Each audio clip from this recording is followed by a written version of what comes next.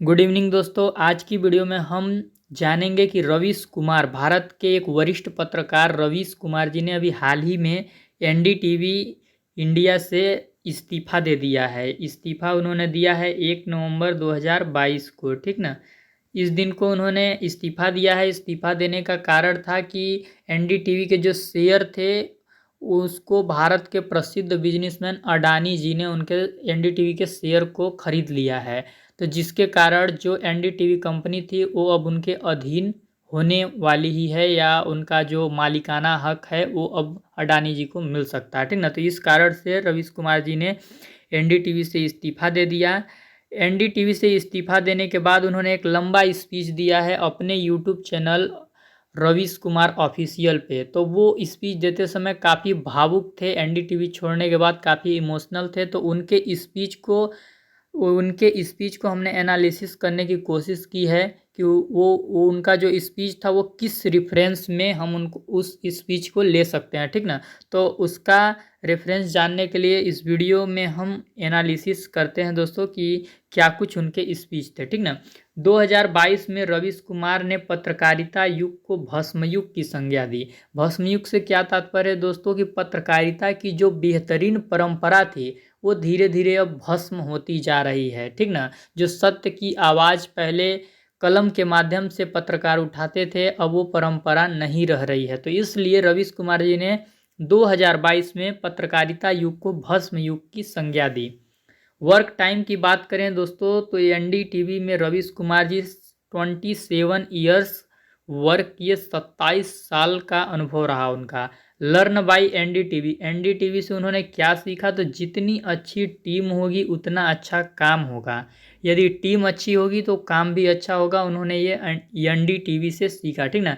रवीश कुमार जी ने बताया कि उनकी मातृभाषा भोजपुरी है, लेकिन अपनी पत्रकारिता को करने के लिए, मजबूत बनाने के लिए उन्होंने हिंदी को हथियार बनाया, ठीक ना।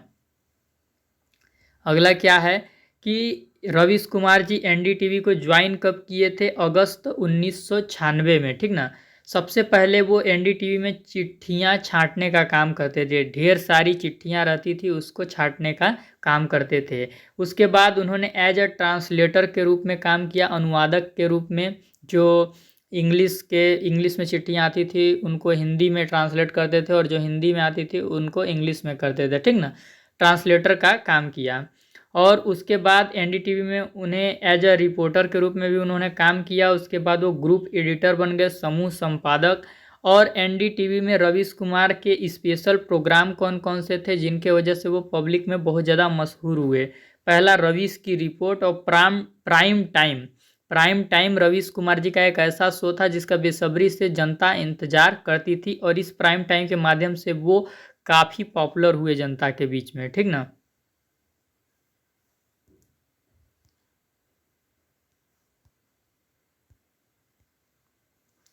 रवीश कुमार जी ने एक बयान दिया। बयान क्या है आइए जानते हैं वो बयान हम लोग।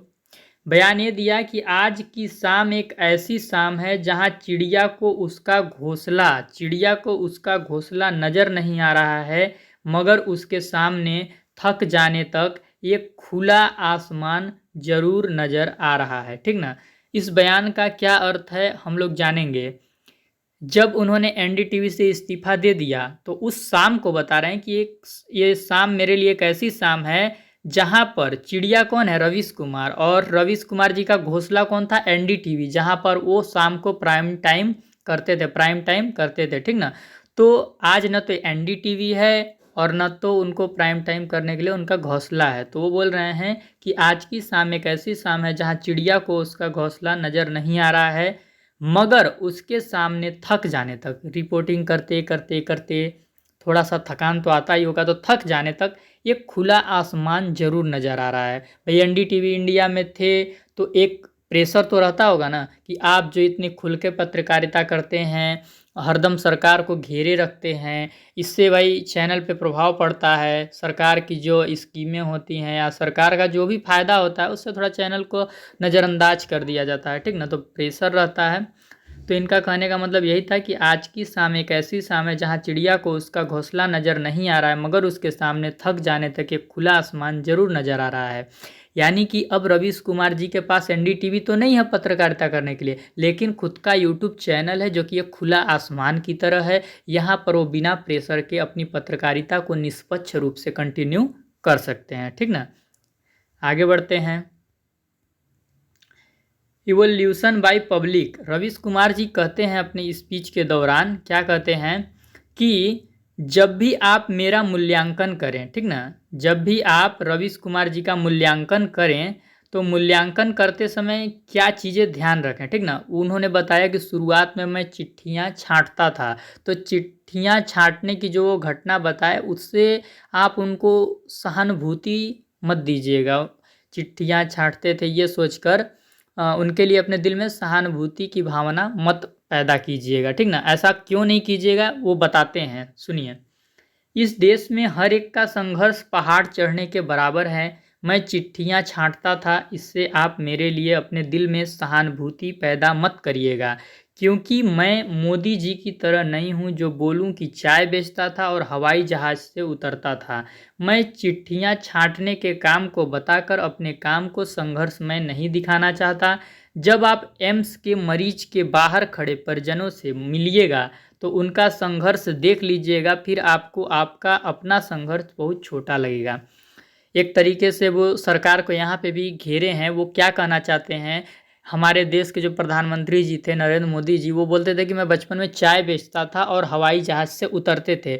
जो व्यक्ति चाय बेचेगा वो हवाई जहाज़ से उतरेगा, तो ये चीज़ें रवीश कुमार जी को अच्छी नहीं लगी। शायद उनका मानना ये था कि अगर आप चाय बेचने वाले थे तो आपको पैदल आना चाहिए था या फिर जनता के साथ थोड़ा सा अलग तरीके से जुड़ना चाहिए था। ये शायद उनका कुछ मोटिव होगा बोलने का। और एक तरफ वो बोलते हैं कि इस देश में हर एक का संघर्ष मतलब बहुत बड़ा है, सबका संघर्ष पहाड़ चढ़ने के बराबर है। मैं चिट्ठियां छांटता था ये बताकर मैं अपने जीवन को संघर्ष में नहीं बताना चाहता, इसलिए वो अपने जीवन में संघर्ष को नहीं मानते हैं। क्योंकि वो बोलते हैं एम्स एक बहुत ही बड़ा हॉस्पिटल है जो कि दिल्ली में आपका है। तो वो बोलते हैं कि एम्स के जो मरीज हैं, उन मरीज के जो परिजन होते हैं, उनसे जाकर आप एम्स में मिलिएगा तो एम्स में वही पेशेंट जाते हैं जो बहुत ज़्यादा सीरियस होते हैं। तो जब आप सीरियस पेशेंट के परिजन से, पेरेंट्स से मिलेंगे, गार्जियन से मिलेंगे, तो उनके चेहरे पे जो शिकस्त दिखाई देती है, जो चिंतन दिखाई देती है, उसको देखेंगे तो आपका जो अपना संघर्ष था ना वो छोटा लगेगा।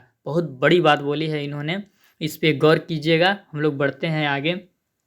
आगे उन्होंने क्या बोला है देखते हैं।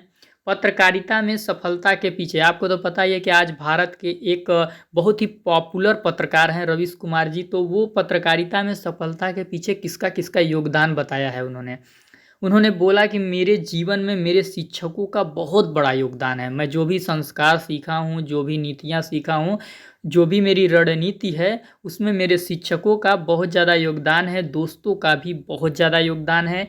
एनडीटीवी की महिला पत्रकार से मैंने सामाजिक एवं नैतिक सीख ली है। रवीश कुमार जी ने बोला है कि एनडीटीवी की महिला पत्रकार से उन्होंने सामाजिक एवं नैतिक जीवन की सीख ली है और उन्होंने अपने परिवार का अहम योगदान बताया है। परिवार को जब वो याद कर रहे थे तो उन्होंने बोला कि मैं बाहर में रिपोर्टिंग करने आया, इसके लिए परिवार ने मुझे बहुत सपोर्ट किया था, ठीक ना। आगे बढ़ते हैं।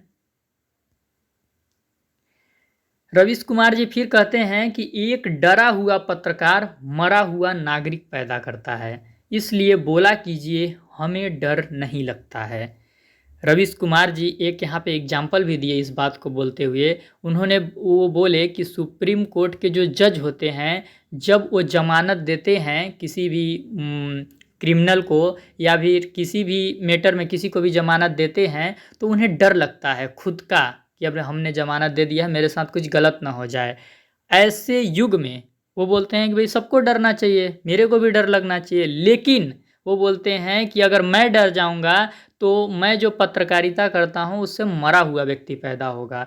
तो इसलिए मैं हमेशा बोलता हूं कि मुझे डर नहीं लगता है, ठीक ना। बहुत बड़ी बात बोले हैं, एक डरा हुआ पत्रकार मरा हुआ नागरिक पैदा करता है, इसलिए बोला कीजिए कि हमें डर नहीं लगता है, ठीक ना। इस आर्टिकल को आप नोट कर सकते हैं क्योंकि ऐसी चीज़ें बहुत ही मुश्किल टाइम में बोली जाती हैं, ठीक ना। अब छात्रों के लिए उन्होंने क्या बोला, छात्रों के ऊपर उन्होंने बहुत ही बड़ा बयान दिया है जो कि छात्रों को सुनना चाहिए और छात्रों को अपनी राय भी इनके बयान पे रखना चाहिए। वो बोलते हैं, मुझे अफ़सोस है कि आज लाखों छात्र पत्रकारिता की पढ़ाई कर रहे हैं। वो बोलते हैं, मुझे अफ़सोस है कि आज लाखों छात्र पत्रकारिता की पढ़ाई कर रहे हैं। इतनी मेहनत से पढ़ाई करने के बाद उनको दलाली करनी पड़ेगी। वो क्या बोल रहे हैं कि बहुत ही मेहनत से पढ़ाई कर रहे हैं, पढ़ाई करने के बाद भी जब वो पत्रकारिता को ज्वाइन करेंगे तो कंपनी के मालिक का जब प्रेशर आएगा कि आप खुल के पत्रकारिता मत करो सरकार के, गवर्नमेंट के विरोध में, तो उनको गवर्नमेंट की दलाली करनी पड़ेगी। ठीक ना, इशारों इशारों में उन्होंने गवर्नमेंट को घेरा है और गोदी मीडिया को घेरने की कोशिश की है। ठीक ना,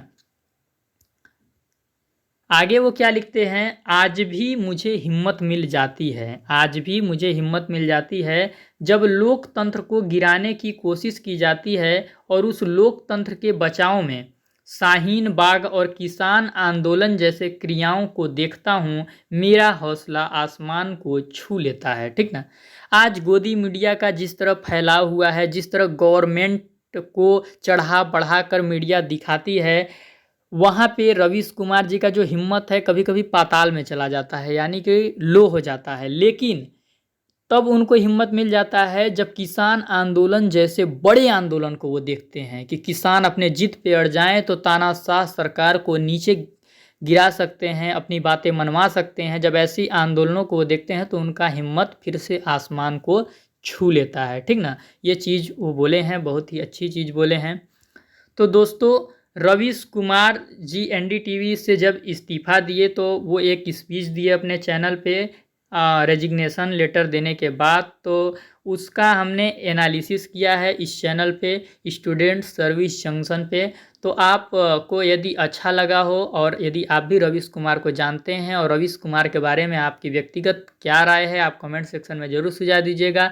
और ऐसी ही वीडियो रोज़ाना देखने के लिए ट्रेंडिंग टॉपिक पे जो हमारे भारत में घटते रहती है और भारत के जो करंट में होते रहता है, तो आप इस चैनल को ज़रूर सब्सक्राइब कीजिएगा और बेल आइकन को ज़रूर प्रेस कीजिएगा ताकि आपको ऐसी ही नए नए वीडियो का अपडेट मिलता रहे। ठीक ना, इस चैनल पर हर करंट टॉपिक पर हम वीडियो लाने का कोशिश करेंगे। वीडियो को देखने के लिए दोस्तों धन्यवाद।